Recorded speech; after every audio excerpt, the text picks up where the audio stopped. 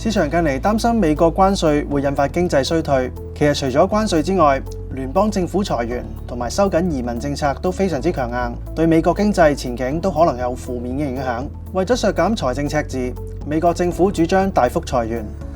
根據最新嘅數據，2025年首3個月，美國有公佈嘅裁員人數超過49萬人，創咗近年嘅新高。其中聯邦政府裁員超過28萬人，而科技同埋零售行業亦都因應市況陸續裁減人手。零售業裁員近6萬人，科技公司亦都裁走近4萬人。裁員嘅增加令到失業率上升，從而壓縮家庭收入同埋影響消費信心。同時喺移民政策方面，新一屆政府上任之後態度轉趨強硬。根據美國移民同埋海關執法局嘅數據，新政府喺1月底執政頭50日，每日平均拘捕非法移民嘅人數急升至超過650宗，高於過去幾年嘅平均數。